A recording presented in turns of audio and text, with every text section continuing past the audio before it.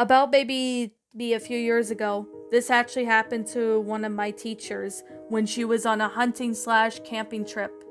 Now, this was in northern Ontario, which she goes up there into the national forests every year to go camping and hunting. One of the nights while she was camping, she found a couple of animals such as deer, and of course, she even hunted a few rabbits to cook some rabbit stew. She was there with her husband, and of course, her husband, my teacher, and her husband were basically having some rabbit stew. Later on that night, though, Sydney, which was my teacher's name, was up and about making sure that the fire was still lit for at least a few more hours. Her husband was already just smoking and doing his usual thing. Of course, they weren't sure how long they had been out up and about, but it started to get dark and they wanted to be up and about for the next day. However, as Sydney was about to go to bed, she heard someone screaming in the woods. The teacher and my Sydney, along with her husband, looked over and called out if anyone was out there. But they didn't hear anybody, and this was starting to get very strange. They didn't know about who or what was there, but whoever was there probably wasn't good. The scream happened again, but this time it sounded like if it was far away. They had no idea who or what was screaming, but they couldn't see anybody as it was really dark by now. Of course, they ended up packing up their tent and everything else, and they headed back towards the camp and alerted the park ranger about it. The park ranger was now aware of what happened, and they tried to go out to see if they could find whoever was out there or screaming, but unfortunately, they couldn't find anybody. They looked everywhere, but they couldn't find the trace of the noise. Whoever was making that noise was either probably someone trying to lure someone into the woods, or it could be someone pulling the prank. That still frightens my teacher, Sydney, when she thinks about this. About a few months ago, during the global pandemic, this actually happened to my friend, which her name we would call her Jessica. Jessica loves to go hunting with her dad, and her dad and Jessica would go up to the national forests of Manitoba.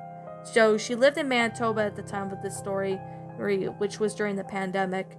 She goes up to the north to go to the hunting grounds, which was located in national parks. Now, her father and her always go hunting every year, and they would hunt for whatever animal that were around. Sometimes they would hunt for coyote, not really coyotes, but sometimes they'll hunt for some deer, beaver, sometimes elk if they were lucky. But most of the time they hunt for whatever animal they can find. As they were hunting one day in the woods, it honestly was something really disturbing. Jessica, along with her dad, were basically just doing their usual thing. They were hunting as they found a hunting tower. They got up to see that they could hear someone or something walking in the woods. Of course, Jessica thought that it could be maybe a bear or maybe somebody else hunting. But however, Jessica could not see who or what it was, and neither could her father. So they went down to see if anyone was down there. But upon going down there, they couldn't find anybody. But then they saw in the forest not far, it looked like someone or something.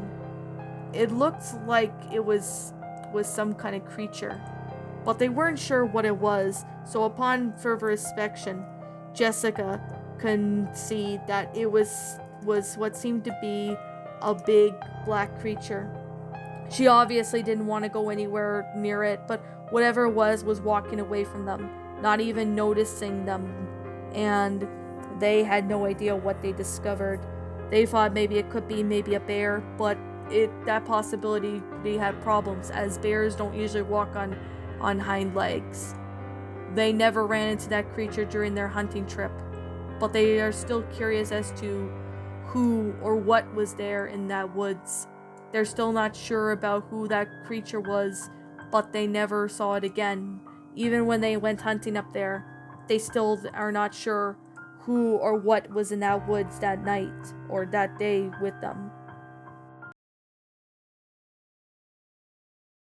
To give a little background information, this actually happened to one of my friends back sometime, maybe in 2012 or something. And this was honestly one of the most scariest, kind of unexplainable places that my friend's ever been to. Now, my friend, which we'll call him Joseph, used to go hunting with his parents every year. Now, to give a bit of background information, Joseph was about maybe 15 at the time of the story, and his mother unfortunately passed away a year before this event.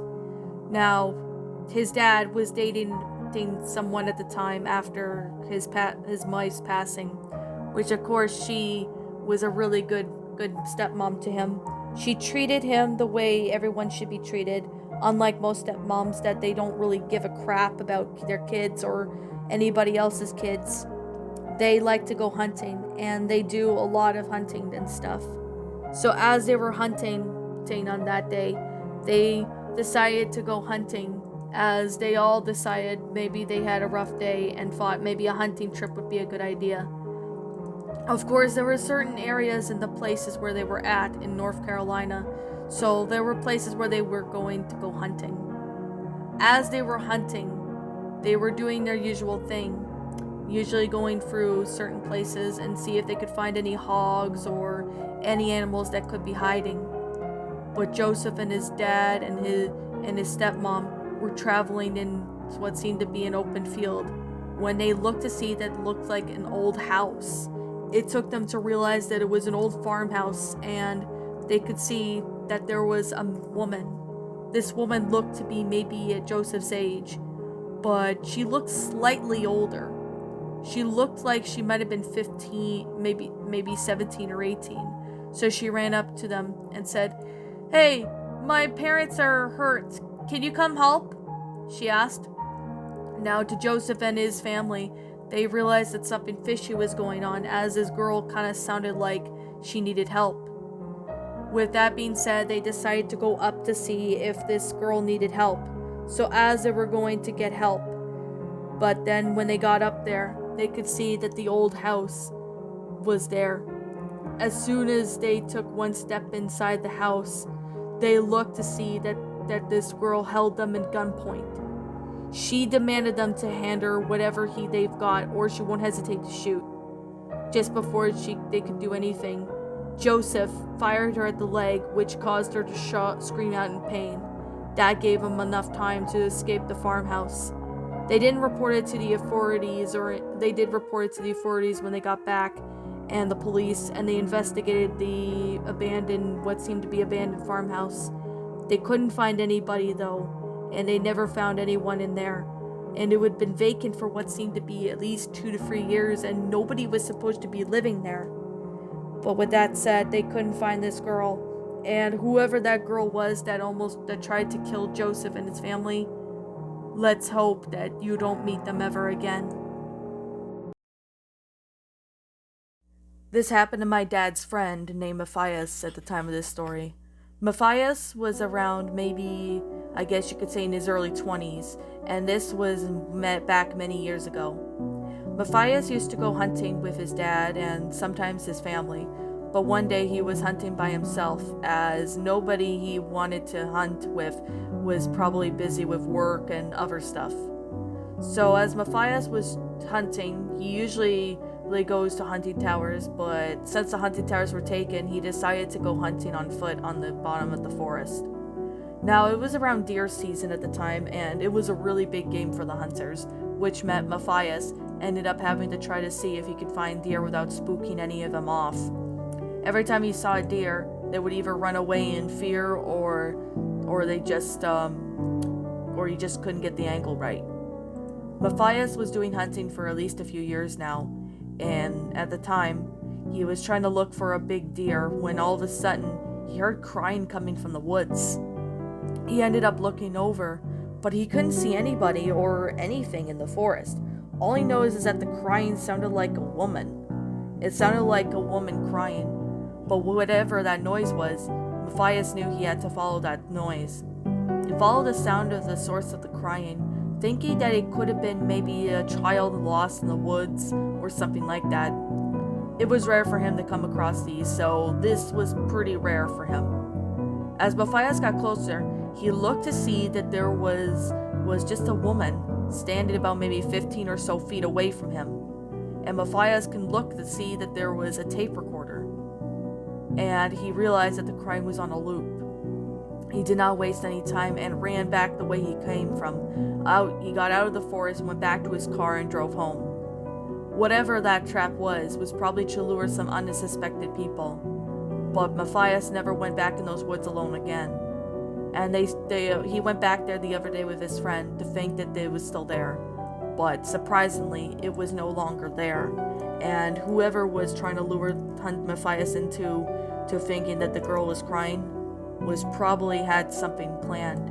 It could either be robbery or something, or kidnap him, or something much worse. But still, at the time of this story, he still wonders about who or what was trying to lure him into the woods.